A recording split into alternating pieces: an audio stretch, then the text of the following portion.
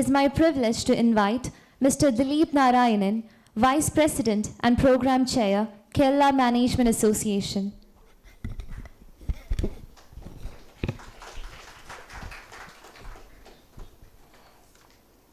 Namaskaram. Presiding Officer, Senior Vice President Algiers Khalid, Distinguished Chief Guest, Mrs. Sabeena Shaji, Honorary Joint Secretary, Lekha Balachandran, MC members, invited guests, my dear KMA members and student chapter members, good evening.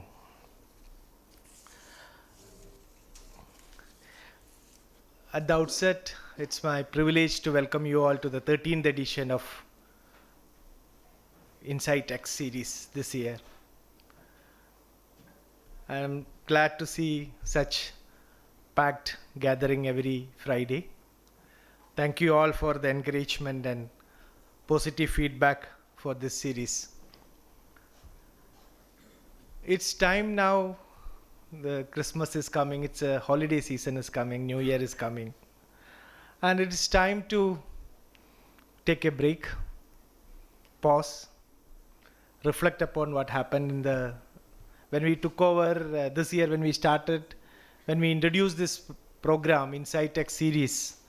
We envisaged 24 program sessions this year as a mode of conversations from different sectors, leaders from different sectors. So far we had organized 13 sessions in the last 5-6 months. And we also had one tribute program for Piyush Pandey. So around 18 speakers from various fields have come and addressed KMA. And we received a lot of feedback. So now we are going to take a short break, because Algiers will talk about our flagship event which is coming up on 14th and 15th of January, Places KMA, our annual management convention. And also this holiday season. So we will resume after that on 23rd of January. So we'll write to you now. Please keep sharing your thoughts, suggestions on how to curate this program, because we had from this year, even on the convention point of view, we are not looking at as a one-off event now where somebody comes and talks. We wanted to take it forward. The conversation has to take forward, so that we are introducing the app, various communication models, so that there could be some takeaways for the audience to put it in practice in their daily work life. So keep doing that. And also I request once again, ED will send you the LinkedIn thing. We are going to be active on LinkedIn. The conversation can happen on that. Like, today you heard about what Madam is talking about. You have some difference of opinion. You may have some other suggestions. You can continue the conversations in the LinkedIn. So you are trying to get into that kind of mode. So it's my privilege to introduce our speaker for the evening, Ms. Sabeena Shaji. Sabeena Shaji is a seasoned banking professional with over 2 decades of experience and currently serving as a Senior Vice President and Head of Talent Acquisition and Deployment at Federal Bank Limited. She leads the talent strategy for a workforce of nearly 17,000 employees across the country and has been closely involved in the bank's transformation from a regional institution to a national player. Her professional journey spans retail banking, MSME and corporate finance, learning and development, and human resources, giving her a rare end-to-end perspective on people, performance, and organizational change. And she's also the recipient of KMA Manager of the Year Award for her recognition for her leadership and impact. Welcome back to KMA, ma'am. Sabeena brings strong academic depth as well, with multiple postgraduate degrees, gold medal in journalism, and professional credentials including CFA Level 2, CA, and certifications as a trainer and hiring expert. Beyond her corporate role, she actively mentors young professionals and champions diversity, inclusion, digital adoption, and women's leadership. As organizations and companies and institutions navigate this current AI-driven disruption and the new generation entering the workforce, Gen Zs are going to be your consumers and the employees. Her insights on talent, culture, and leadership are especially relevant for all of us in the room. Friends, please join me in giving a warm welcome to Ms. Sabeena Shaji to deliver today's InsightX address titled Future of Work, AI, Gen Z, and Workplace Trends. Thank you.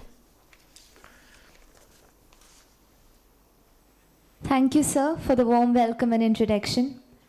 To set the context for today's program and to share his valuable perspectives, may now I invite Mr. Algiers Khalid, Senior Vice President, Kerala Management Association, to deliver the presidential address. Dignitaries on and off the dais, boys and girls, ladies and gentlemen, good evening to everyone. It's a great honor and privilege to be back on this stage to speak to you all. It has been a while since I last spoke standing on this in this podium.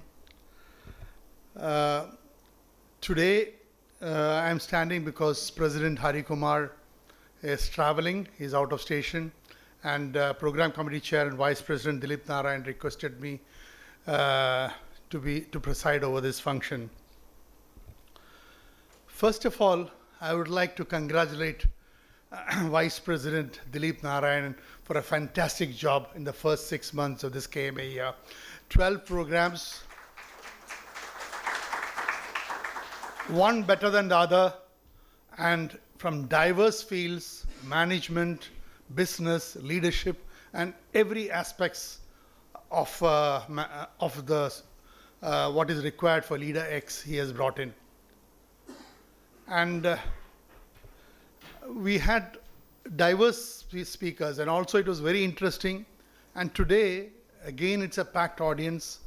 And now we are realized this forum is the only forum that at least I know of where 100 people attend week after week for a program on management in any part of Kerala.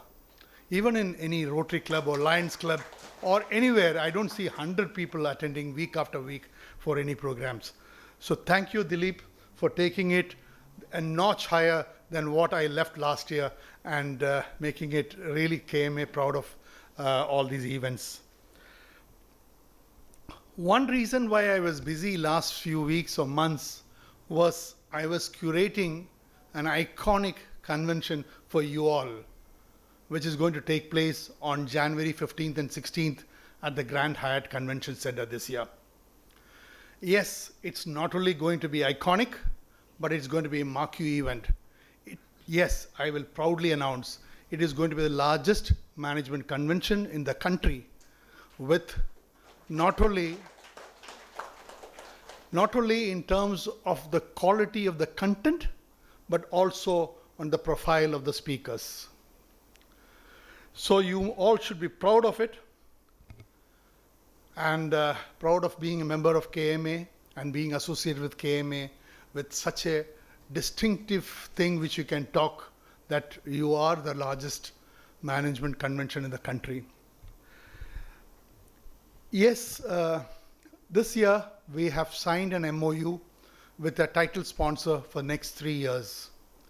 So this year onwards, it will be called, for the next 3 years, it will be called Klesis KMAC Convention. That is Klesis Kerala Management Association Convention. And this would be called Klesis KMAC Convention 2026. Next year it will be 2027, and thereafter it will be 2028. So this year's convention is the 43rd KMA annual convention in our 68th year. And As I mentioned, it is going to be the biggest management convention in any part of India.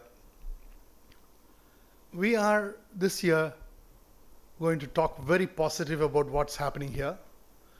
We are having 4 leading business people who have transformed their industries or enterprises. And our theme for this year's convention is called Transforming for Impact, integrating financial health, physical health, and mental health to shape a sustainable future. So we have identified 4 leading industrialists and business people who have transformed their area of business or industry or ecosystem, and recognizing them. And the 4 are Mr. George Alexander Muthoot, who transformed the NBFC. He is the largest non-banking financial institution in the country in gold loan. And second is Mr. C.J. George, Chairman and Managing Director of Geojit Financial. He has transformed the financial service industry, completely digital. He is the first guy to transform it. The third is Mr. Madhu S. Nair, Chairman and Managing Director of Kochi Shipyard. He has not only transformed the shipping industry, building industry, but also the heavy manufacturing industry of India. And the fourth one is Mr. M.P. Ahmed, Chairman of Malabar Gold and Diamonds. He has become the 5th largest retailer in the gold retailer in the world. So he has also transformed with the retail gold industry with 400 odd retail outlets in the country. They will be recognized. So this is going to be the first time it will be a 2 full-day event, starting on the morning of 15th with a Young Mind Summit, where youngsters, we had a lot of youngsters who have joined KMA. So we will have a Young Mind Summit on the early morning, from morning 9 o'clock to lunchtime. And then we have the normal convention on the 15th afternoon around 3:30 till 16th 5 p.m. That's the main convention. We have separate registration for the morning Young Mind Summit and also for the evening, for the regular convention. For the main convention, we will have none other than the Central Minister of Highways and Road Transport, Mr. Nitin Gadkari, as he will inaugurate the event. And we will also have the Chief Economic Advisor, Government of India, Mr. Ananda Nageshwaran. He will be talking about transforming Indian economy for a sustainable future. That will also be followed by one more gentleman, which is a secret, which is a surprise for all of you, which you'll come to know later this month. The following day, that is the 16th morning, the opening batsman is none other than the second Lady Foreign Secretary of Government of India, who is Ambassador for India to USA and also to China. She is Mrs. Nirbama Rao. She will be talking about transformative leadership in current geopolitical scenario. Thereafter, we have several speakers. We have Mr. Anand Kulkarni from head of Tata Motors, is going to speak about the EV revolution. We have Raj Raghavan, the head of CoreStack and the former HR head of Indigo Airlines. He'll be talking about cultural transformation for strategic impact. We will have Nawaz Miran talking about sports for the youth as a social entrepreneurship journey for changing the physical health of youth. And then we will have also the person who was responsible for creating or designing the Aadhaar and the UPI, the GPay card. It is not Nandan Nilani. Nandan Nilani did not design it. The person who designed it was Dr. Prabhat Verma. He is the chief architect of UDI and UPI. He's going to come and talk about human scale transformation. Then we also will have representatives on the physical health. On the financial side, we have a university professor from Southern Indiana, Harley Harrison, a lady who's going to come and talk about economics and the finance. And we have 2 other international speakers. One speaker coming from USA, from Miami, and another speaker, a renowned mental health person coming from Australia. The grand finale, the finals thing is done by Mr. Naresh Kumar Sethi. He is going to set the stage on fire. He is a current advisor for Bain and Company, the consultants, and also the chairman of Wazi Sultan Limited Industries and the former board member of British Tobacco. That's the program. The last one is something which you should not miss, because that's going to be the most interesting part. He's a great speaker. He will be talking about the vision and leadership, how it is going to change in the coming days. After the convention, there is going to be a surprise for everyone who has attended all the programs. Each session, there will be different takeaways. We are trying to bring in app and technology into this thing. So as soon as you register, those who have registered will know as soon as you register, you get your tag, you get a QR code, you get your access codes, you get your white paper on a convention theme, everything by email to you with your tag. So it's going to be technology driven, and we are also trying to get an app so that you can decide which is the best takeaway from each session, and then whichever takeaways are having more traction, we will deep dive later in the years ahead for that. So it's going to be technology driven. Access, you cannot walk in. You will have to have the QR code to enter into the KMA convention. The morning session of Young Minds is a separate registration. That's 2,499 rupees from morning to lunch, including the sumptuous lunch of Grand Hyatt. And that's a limited access, people. It's only for limited number of people. So only the seats are reserved. After that, you will not be able to register for that. I'm happy to say, in the first 2 days, we clocked 100 registrations, and the entire Raymond trolley bag, which was on offer, got sold out. And actually, the early bird offer of 2,000 rupees discount and also the American Tourister Bank was supposed to end on 10th of December, but we got a lot of mails from corporates asking us to extend it because they need approvals and they need all those things. So we have extended it to 31st of August. And I have ordered more American Tourister bags to cover up the stocks. So I request all of you to register as soon as possible.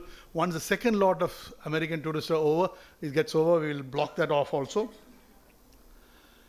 So this is going to be a big event. Please do not miss it.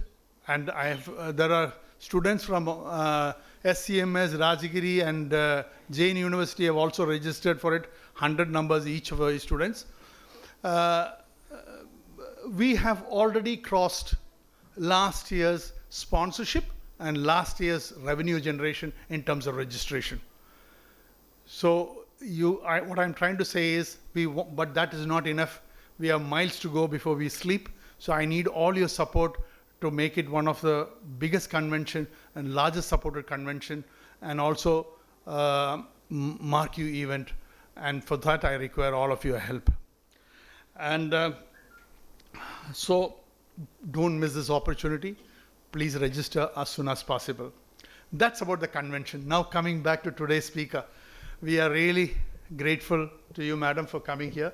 It is a great honor to not only have the person responsible for 17,000 employees heading Federal Bank, and that too from my own hometown of Alway, to come here and speak about the future of work. Churukam parna കാണാൻ പോണ work Pooram ഇന്ന് നമുക്ക് കേട്ടറിയാം. So over to you, madam. Let us hear you and let us hear what's going to come. Thank you. Thank you, sir, for your insightful address. Ladies and gentlemen, the place is evolving at an unprecedented pace, driven by artificial intelligence, changing workforce and expectations, and the emergence of Gen Z as a dominant talent segment. Understanding these shifts is critical for leaders and organizations alike. It is my honor to introduce our keynote speaker, Ms. Sabeena Shaji, Senior Vice President and Head of Talent Acquisition and Deployment, Federal Bank Limited. Thank you. Thank you so much. Good evening, everyone. dignitaries on and off the dais, and all the audience here from Gen Z, X, baby boomers, millennials. I see all of them here. So thank you so much. It's my pride, honor, and privilege to be part of KMA's event. Thank you so much for having me here today. So all of us here, as professionals, leaders, students, we have had many conversations about Gen Z and AI, right? Some are thoughtful, some are insightful, and some honestly have made me wonder, are we pathologizing Gen Zs, or at the same time panic selling AI? So when KMA team reached out, Dilip ji reached out to me saying about this topic, I was a little cautious whether how it will be, whether what will I talk about. Because the last thing any of us need on a Friday evening is a futurist scary sermon trying to predict 2030, while some of us are still confused about what will go happen in 2026. So I was also casually discussing this in the dinner table when my Gen Z daughter looked up and said, "Relax, ma, it's big mood, no cap." I was like, what? What is that? Anyone here, Gen Zs? I know you. It's an Instagrammable lingo. It's very relatable to all of us. It's okay, I get it. And honest, no cap means honest, no exaggeration. So yes, my humble attempt today is to keep this conversation big mood, no cap. As head of talent management in a large digital at the fore organization with over 6,000 plus Gen Z employees, less than 28 years of age, pan-India, that is 40% of our 17,000 workforce is less than 25 years. So I'll speak from lived experience, what we are actually seeing, struggling with, and learning. And honestly, our workplaces are vibing differently now. And I'm sure all of you here can already sense that. Across boardrooms, campuses, startups, the language of work and rules of work are being rewritten, often faster than our policies can catch up. At home, we face kids who ask more whys than they say yes or okay. Before they say yes or okay, they ask too many whys. At work, we try to decode our colleagues who are trying to question authority, protect their boundaries unapologetically, and prioritize this balance without any guilt. One of my Gen Z officers once told me, like, I don't mind working hard, but I just want to work meaningfully. So I was like, come on, dude, you've landed up in a 16 lakh CTC straight out of college. What more meaning do you want? But then the uncomfortable truth hit me later. This unsettling honesty, and this is probably what is defining future of work in an AI-led era. If anything, Gen Z is very clear, fearlessly clear, as I would say, right? I can see some nodding heads there, about what matters to them and what doesn't. And all the labels we use today at workplace, quiet quitting, time boxing, burnout, career fog, are all the symptoms of the deep underlying shift of Gen Z redefining the why we work. On the other side, AI is redefining the way we work, right? And together, this human-AI continuum is co-creating how future of work will be. So in this context, I have tried to weave together some key trends shaping future of work. No forecast, no prophecies, but some pointers to some of the leadership and technology choices that we must make in this AI age. Because future of work isn't something that is going to arrive someday. It is already sitting there in our teams. So first I'll go to the future F. So to have a spine for the talk, it is F-U-T-U-R-E. I'll go to the F of future. FOMO to JOMO. A quick question here. How many of you have felt busy this week? Not productive, but busy. Very busy. Emails, meetings, follow-ups.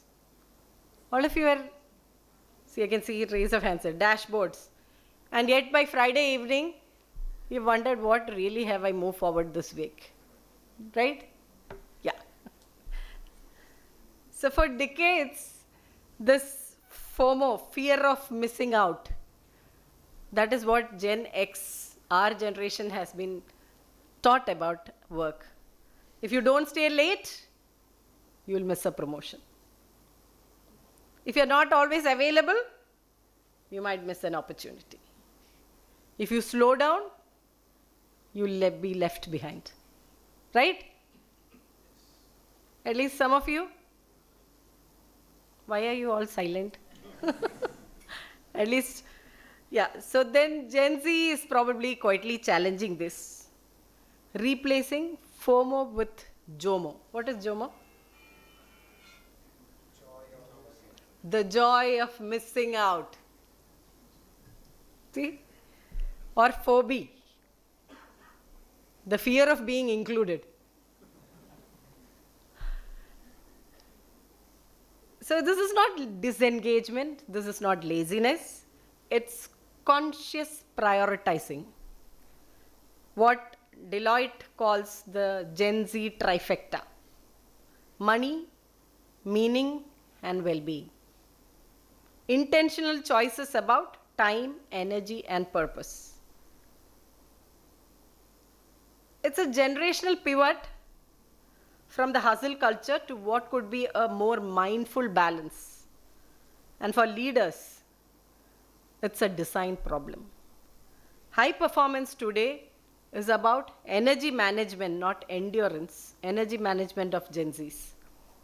So as per Microsoft's work index, 87% employees keep saying that they're very productive. When leaders crib that they're not getting productivity, productivity is dropping. And this is the typical visibility outcome gap that Gen Z calls out. So in an AI era, the relevant questions that AI can solve for you, how best can AI, what are the AI tools that can redefine the success metrics? Now you follow a performance appraisal pattern, success is defined by attendance sheets or presence at work, number of hours worked, all this are calculated for productivity, right?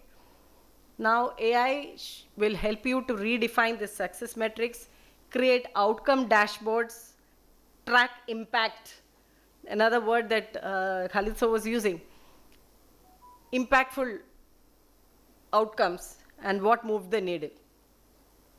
So when you use AI for smarter workload allocation, predictive staffing for peak and lean seasons, and if used wisely, AI can solve for all the repetitive tasks. That is where the value of AI is, leaving more qualitative and reflective jobs for human beings. And this will solve the problem of meaningless work. Agree? Are you all with me? Now that takes us to the leadership question, unbossing leadership. What is unbossing? Let's zoom out for a moment. Every era has shaped its own leadership style. Rigid, transactional, and hierarchical control and standardization, that mattered for the industrial era, right? A softer, more democratic style evolved for the information era, where managers focused on supervision, performance targets, and that model is still dominating many of our organizations today. Now enter the intelligence era, AI-led intelligence era. That is where we are now. The same leadership style may work, but it may not be scalable. Today, routine execution has no value. Routine tasks, repetitive tasks, everything can be taken care by AI. What matters or the differentiator is human capability in problem framing. When you ask a question to ChatGPT, you need to frame it right. Or any AI tool, the problem has to be identified and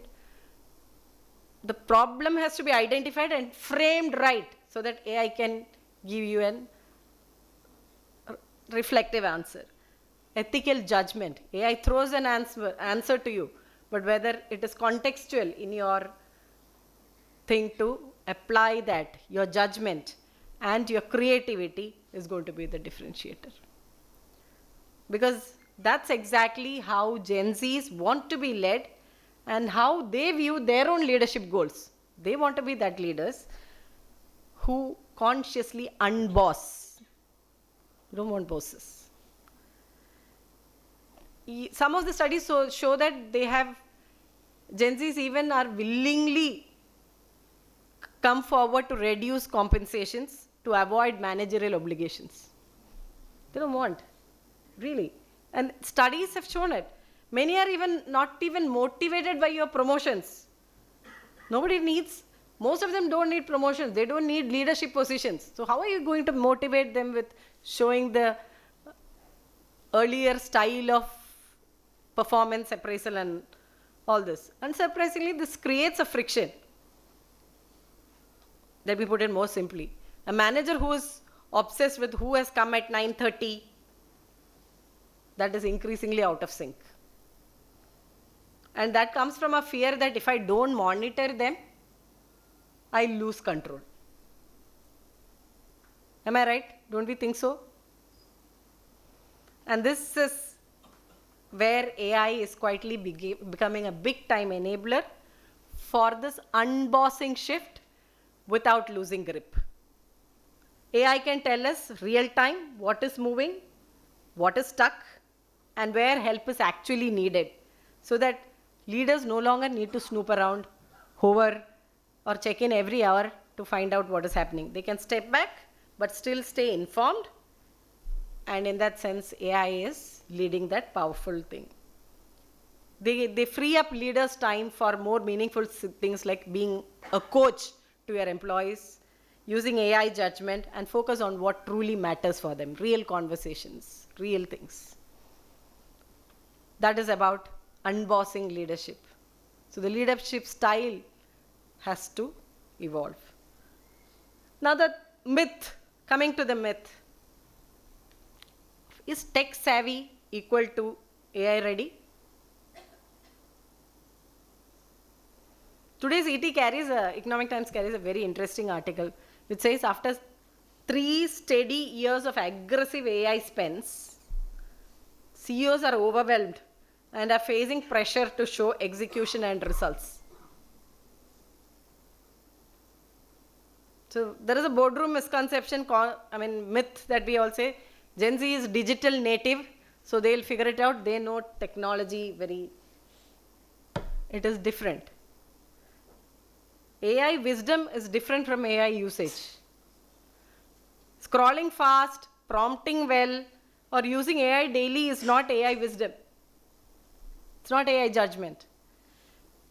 Gen Zs are using AI very heavily, but they struggle to judge when it is wrong, when it is biased, and AI when it is confidently hallucinating. You have seen AI's confidence in hallucinating with ChatGPT users might agree with me, right? So another reason for this is Gen Z uses social media as a primary source of learning with quick tips, viral prompts, shortcut thinking. And this gig style working further accelerates when projects move faster, teams dissolve sooner, and organizations face the new risk of losing tacit knowledge and institutional memory. right? When people move faster and there is quitting happening, what happens to the institutional learning that we have built over years? Here is AI. It is not your automation engine. It is your continuity engine.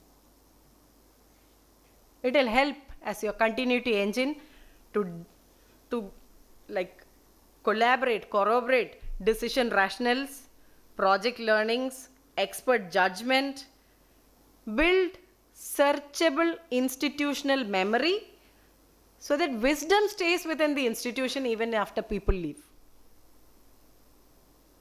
Make sense? Are you all with me or sleep? About to sleep? Thank you. So that takes me to the next U of future, upskilling. A lot has been talked already about upskilling. In any AI conversations, you upskill for AI, you upskill for AI. That is cross skill, upskill. That's the lingo that is generally used. So I won't repeat the usual playbook. Probably I'll raise a more quieter concern and a more structural concern. I don't know. Please try to relate to it. Traditionally in professions like banking, law, consulting, young hires, campus hires, they do the grunt work, right? Repetitive tasks, shadowing the decision makers, watching judgment in action. Now when AI automates much of that, eliminating that routine task where the foundational learning was built, how do we create capable middle managers for tomorrow? Where does judgment get trained?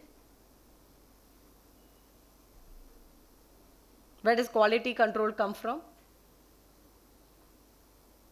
So when a typical organization pyramid in a baseless or the bottomless organization pyramid, we can't probably solve tomorrow's talent problems with yesterday's training models. 44 studies say that 44% of skills will change every 5 years. That is as per the World Economic Forum report. Degrees are getting older faster than people. So here again is the paradox. As AI scales, long-term value is defined by more human skills than technical skills. Agree? The question is no longer how do I train people to use AI, but how do I accelerate human maturity to middle management, to judgment, to AI wisdom. Right? R, rerouting of careers from ladders to an ecosystem. I think most of you will relate. This is portfolio. It's an era of portfolio work, gig culture, and fluid roles. Careers no longer look like ladders. It is portfolio. There is a study that shows 43% of Gen Z professionals have rewritten their career plans. And they're not losing direction, sorry. They're not losing direction. They are redesigning their maps to adapt to the AI era. Loyalty to a single employer has been declining. We all know that, not just with Gen Z, but with each generation. And now average tenure for Gen Z in a company is 3 years globally. They keep moving. And this AI augmented gig culture is only accelerating this. They prefer project-based, expertise-based jobs than long linear careers in an organization. So tie it back to how you use AI for building institutional wisdom to adapt to the gig culture. Because 20 years, I have been in my company for 21 years. I don't see my daughter or the next generation working in a company for 20 years. That is going to be Very, very difficult. It is already there. In our generation also we have seen this, but going forward it's going to be even more tougher. So your customer service, your quality control, nothing should get affected, and that's where we need to use AI solutions to institutionalize memory. Now for the last in future, empathy. And this is the new KPI for AI era. And here's a paradox worth sitting with. Heavy AI users, we all know, struggle with collaboration, communication, and workplace relationships. Though Gen Z may not agree, I'm talking to the other side. The very tools improving productivity is quietly eroding human value, human connection, not value. So empathy is no longer a soft skill.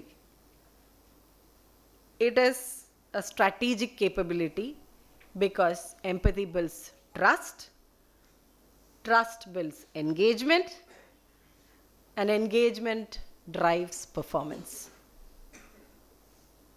Gen Zs, do you agree that? So in a fluid, choice-driven talent market, how people feel, how your employee feels is very important. It becomes very decisive. So without lowering standards of productivity, how can you build in empathy to your workplaces? And that will be a energy and performance multiplier in your system. Now AI makes empathy visible. How? By analyzing workload patterns. It can do that for you. Flagging burnout before people call it out. Detect your employee sentiment. Sentiment analysis tools are all over the place. Sentiment analysis. Silent disengagement.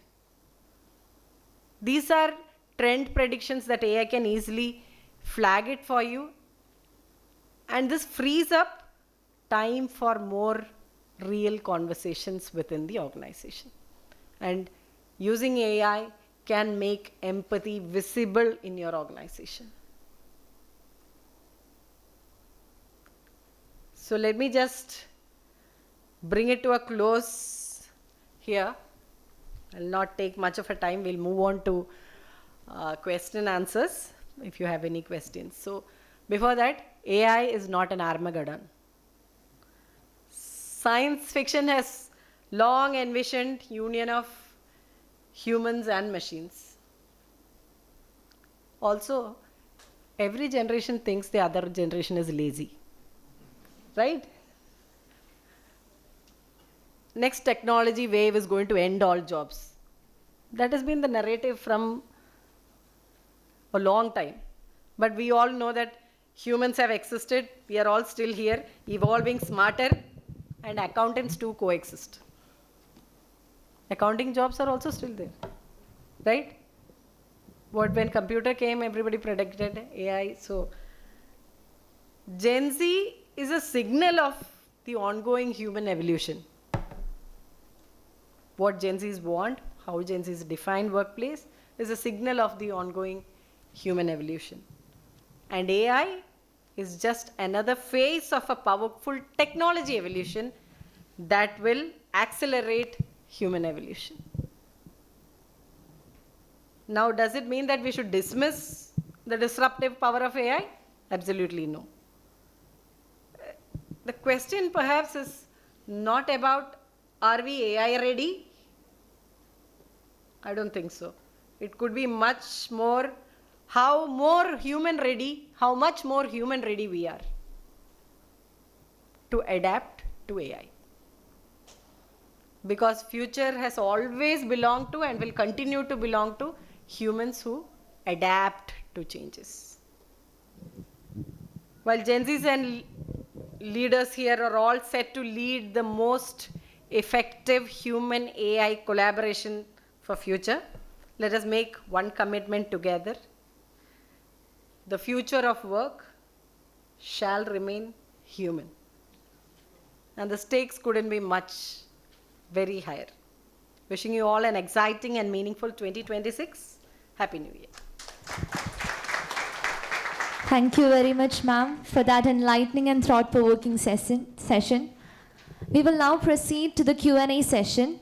I request the audience to kindly raise your hand if you have a question. Please introduce yourself briefly before asking question and keep it concise.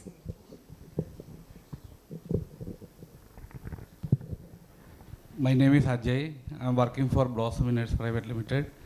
I have two questions actually. Sure. One is little bit tricky and one is some little serious. Okay. Uh, I'll try. now we are managing 17,000 people. So by 2030, how many will be there?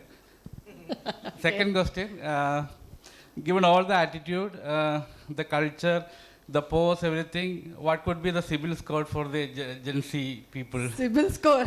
Since you are coming from banking industry, I think right question. Good. I'll try to answer that. The first is Federal Bank is aiming to be the 5th largest private sector bank, as you might have heard in the newspaper. So 2030 probably will be double this, that is, or even more. That is the ambition that we are working with. So God willing. AI and humans will coexist. We don't intend to cut jobs so far, because see, banking per se, I was talking to Khalid sir also, we had a discussion. Banking, you've seen banks, bank branches, 2-3 years before there was a prediction that everything is going to get automated and nobody should open branch, physical brick and mortar branches. So everybody was a little hesitant to open branches. Now banking is based on trust. So far as trust is there, humans only can lead that, and we'll need physical brick and mortar structures and people to man it. So the nature of banking will change, the nature of work will change, but work will remain. Human jobs will remain. That is what I would like to believe in, at least. Now, for the foreseeable future, we don't see any cut because of AI coming up. The second part of your question was CIBIL score. Gen Zs. Very interesting. See, I don't see any Gen Zs are going to take home loans. They don't want any kind of liability, your nourishment of your future generations. That is not at all in the cards. They just earn their salary, enjoy, finish it. So probably they'll buy a car, a fancy car, and whatever. They are in the moment. It is not that like in our generation or even before our generation, our parents used to be very worried about our future, right? They used to save, they used to build homes, they used to amass property for giving shares to their daughters, sons and all that. That is not there. Are we worried about it? No, it has come much less worry than what our parents used to have, right? We think of giving them good education so that they can be on their own. Now next generation is not even going to think that. So their CIBIL scores will be very perfect and they'll not default, because most of them will not have any liability burden for future generations. They don't intend to do that. Do you agree, Gen Z is there? Right? I can see some nods. So some are in agreement. Thank you for that question. Hello, ma'am. That was a very nice session. Thank you. My name is Nivedit. My question is regarding, as technology disrupts future of work, what you tend to see is polarization of jobs. Some jobs will be lost, but new jobs will be created. What are these new jobs that are being created specifically in Federal Bank? Have there been new job roles that have been added? If so, what are they? Like I pointed out in the talk, entry-level jobs which are more repetitive in nature, like your account opening forms. Somebody used to sit and fill it, ABC, every KYC compliance, this, that. That will all get automated. But that supervisory thing which tells you, for example, prepare a credit appraisal note. AI will automate the first level thing for you. But the judgment whether to give the loan or not, how AI is applying that judgment is based on text that it collects from all sources. which could be right or wrong. It is not contextual. It is not to your organization's context, right? So those kind of decisions where AI, that is what I called AI wisdom, AI judgment. AI will automate the first layer. So I don't see entry-level jobs. That is the challenge to solve. Without entry-level jobs, how will you get the wisdom there? That is something for collectively for all of us to solve. But yeah, those are the kind of jobs that will be required, will continue to be required even if AI takes that is specifically for legal, AI, I mean banking, accounting, finance and all. When the entry-level coding, for instance, you don't need coders, but what to apply where, which code to apply in what context, you will need human brains to work on it, right? So we do anticipate that kind of jobs. It will change for sure.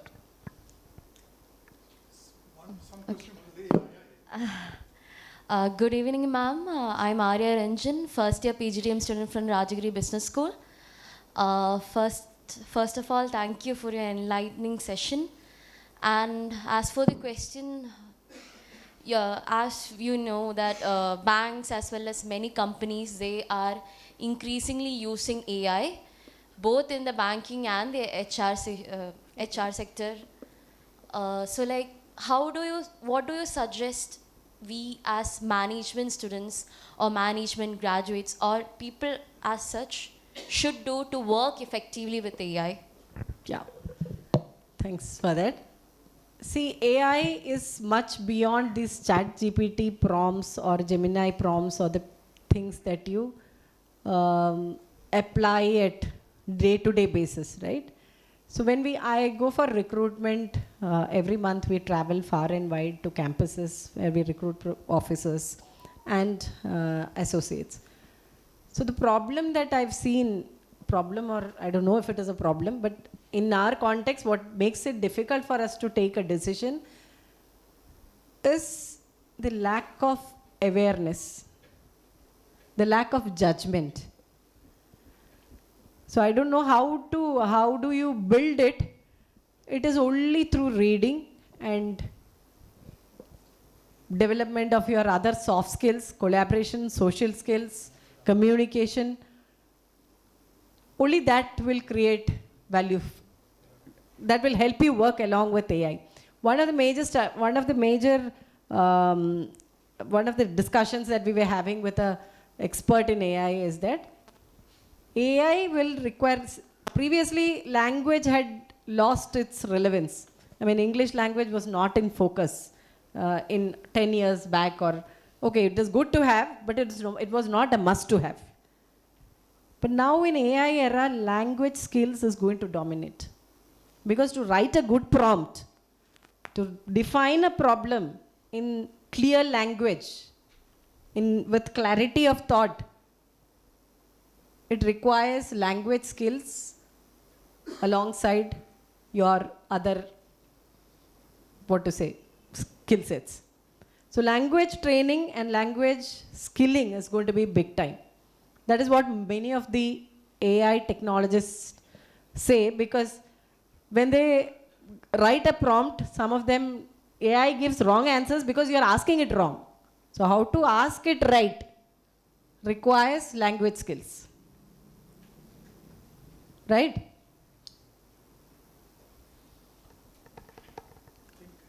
So, good evening, ma'am. I'm Rohan and I'm a first year PGDM student from Rajagiri Business School.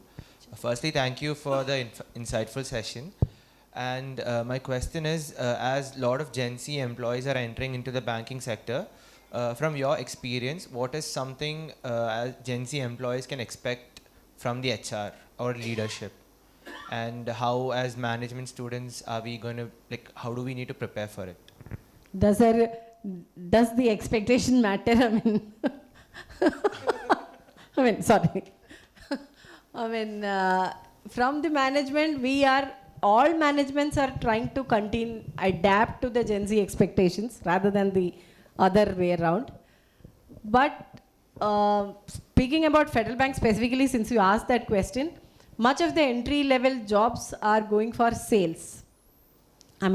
For any any kind of job, the bread and butter, the breadwinning thing is going to be sales. Any of the industries that you take, right? For that, social skills, again, communication skills, and the street smartness, that will differentiate your career. And as an employer, what we expect is from Gen Zs is to bring that value to the table, rather than your degrees, rather than your that will define your capability. That street smartness will define your capability.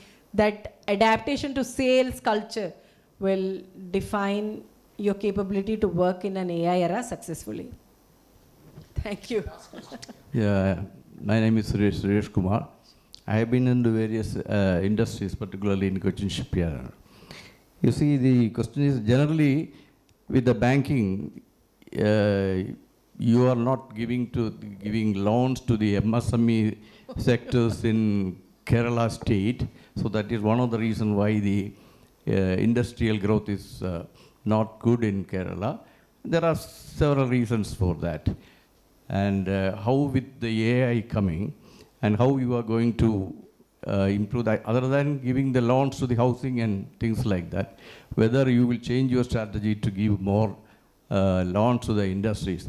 This is a subject which I mostly fight with my wife, who was in Federal Bank. That's why I'm asking the same question. Family fight has come to the table. Yeah.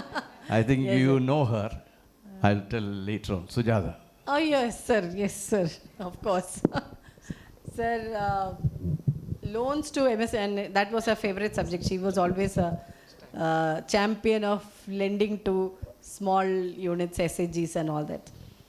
So yeah, see, banking per se, we have we have to work in a very regulated environment, and security-based lending is the order. I mean, we are not capital providers. Banking, most of the common public has a misconception perhaps that giving capital is not banks, not in banks thing. But accelerating, once you have capital, you have started making profits, you have a profitable balance sheet, banks can help you accelerate. But I would not agree with, sir, I'll humbly refuse to agree, because just now we have had a conversation on how Federal Bank has been shaping up industries in Kerala for a long time, and much of the MSME entrepreneurs who have reached to a large-scale entrepreneur level have grown with us. So they've been with us for many, many long years, and some of the big industrialists in Kerala today have been our long-term customers, both in terms of loans and deposits. So that is, I don't know how the notion came, but yeah, MSME, why the lending struggles is because they don't have a structured cash flow which helps bank to decide the credibility of the borrower. We have to follow certain rules set by RBI. We cannot step out, and it is increasingly becoming difficult. Now, pan out to AI, that will definitely improve, because AI, what it is enabling is even your utility bill payment cycle. If your phone bills, your electricity bill is paid on time, your phone bill is paid on time, everything gets tracked digitally. And that will help build your digital credibility. And once this automation, you call it UPI stack, and there is an India stack coming, and in that, everything is automatically captured. You give your PAN card and this thing, your payment cycle gets captured. So even if you don't have a track record of paying a loan, if you are a financially disciplined individual, bank will have that access to that kind of data which proves so, and it is an individual call, and depending on the risk-taking capacity of the bank, they'll decide to fund. So my question is about the notion why banks are not giving the loan to MSME, because It is a notion, sir. We had. all these Gen Zs are. Yes. Banks will give loans. How many of them are confident that they can get a job in Kerala?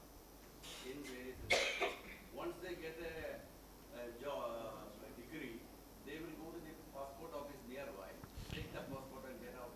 It's a personal choice. We have a interesting session at the convention. You must come for that. Please register it tomorrow itself so that you get the early bird. It's on how Kerala is transforming and the positive side of it. Please do register. It's very.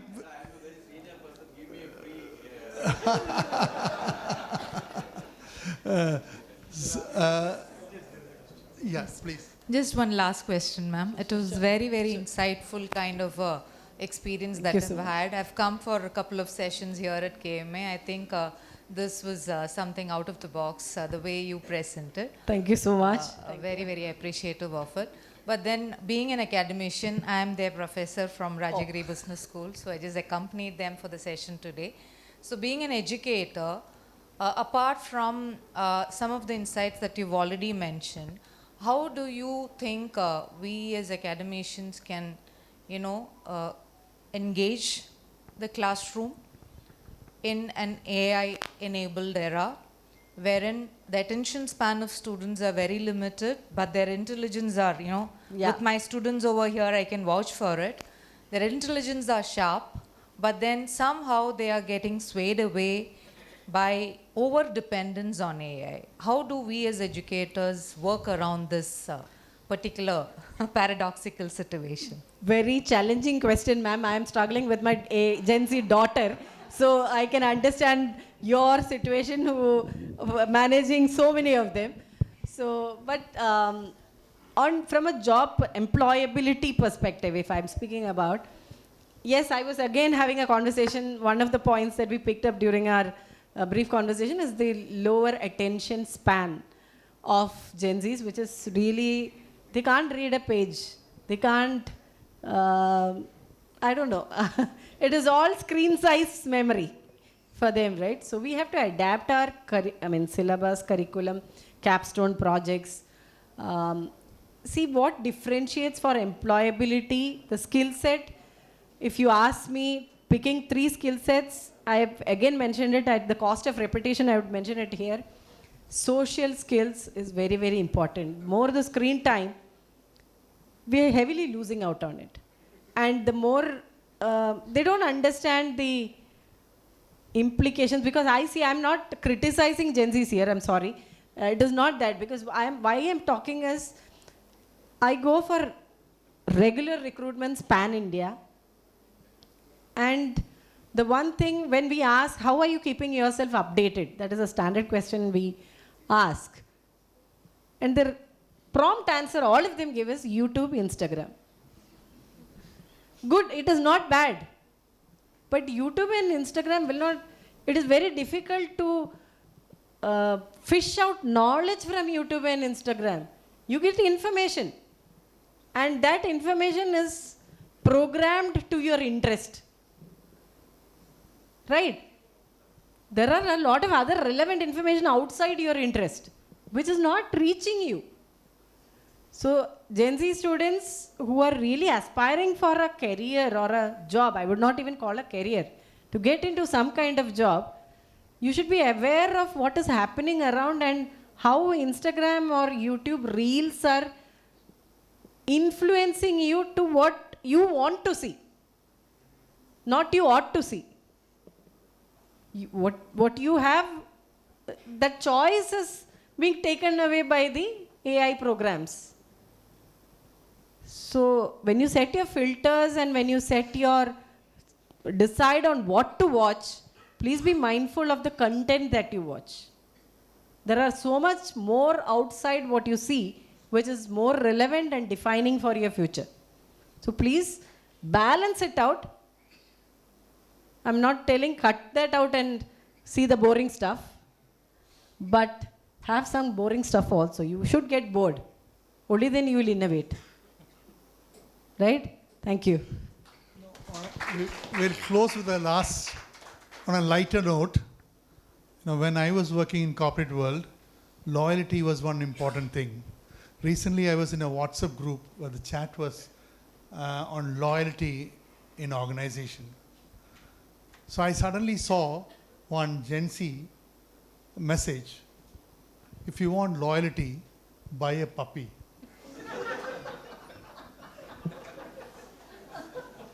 So with that note, I think we will hand over to the MC. Thank you so much for the engaging questions, and thank you, ma'am. To formally conclude the session, may I invite Ms. Lega Balachandran, Honorary General Joint Secretary, Kerala Management Association, to propose the vote of thanks. Good evening. Good evening, all. I am sure that you all had a wonderful session. Before doing my vote of thanks, I would like to present a memento to our great speaker. So I will invite MC member Mr. Tom Joseph to hand over the memento to Sabeena.